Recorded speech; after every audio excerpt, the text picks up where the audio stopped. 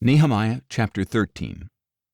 At that time the book of Moses was read aloud in the hearing of the people, and in it they found the passage stating that no Ammonite or Moabite should ever enter the assembly of God, because they had not met the Israelites with food and water, but had hired Balaam to call down a curse against them, although our God had turned the curse into a blessing.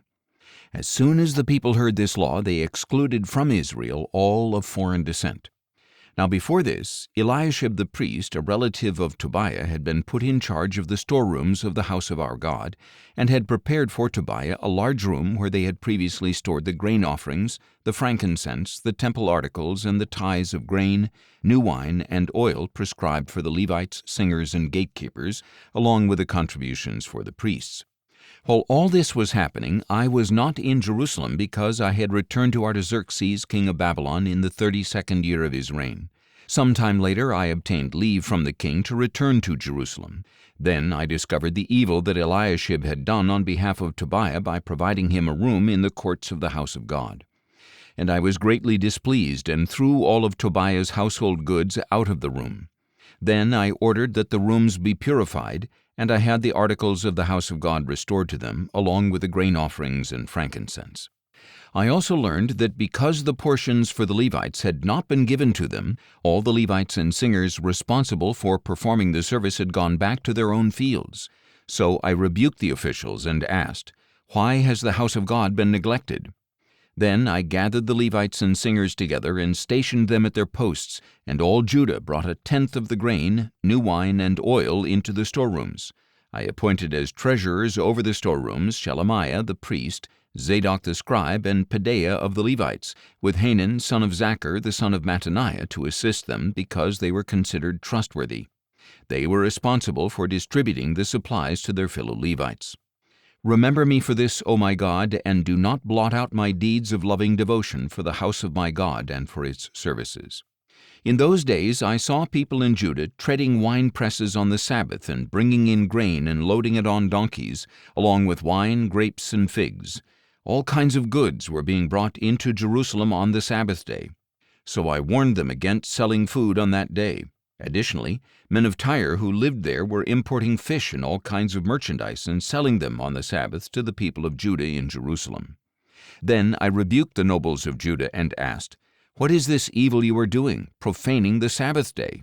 Did not your forefathers do the same things, so that our God brought all this disaster on us and on this city?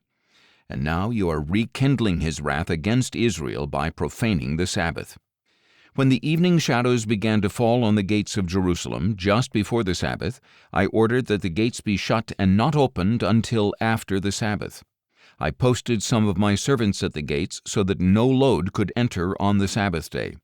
Once or twice the merchants and those who sell all kinds of goods camped outside Jerusalem, but I warned them, "Why are you camping in front of the wall?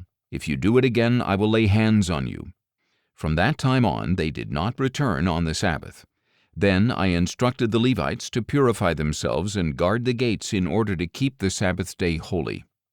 Remember me for this as well, O my God, and show me mercy according to your abundant loving devotion. In those days I also saw Jews who had married women from Ashdod, Ammon, and Moab. Half of their children spoke the language of Ashdod or of the other peoples, but could not speak the language of Judah. I rebuked them and called down curses on them. I beat some of these men and pulled out their hair.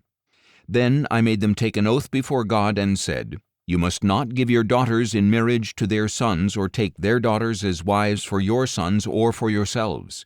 Did not King Solomon of Israel sin in matters like this?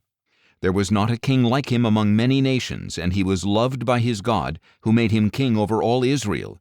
Yet foreign women drew him into sin. Must we now hear that you too are doing all this terrible evil and acting unfaithfully against our God by marrying foreign women?" Even one of the sons of Jehoiada, son of Eliashib, the high priest, had become a son-in-law to Sanballat the Horonite. Therefore I drove him away from me. Remember them, O my God, because they have defiled the priesthood and the covenant of the priesthood and of the Levites. Thus I purified the priests and Levites from everything foreign, and I assigned specific duties to each of the priests and Levites.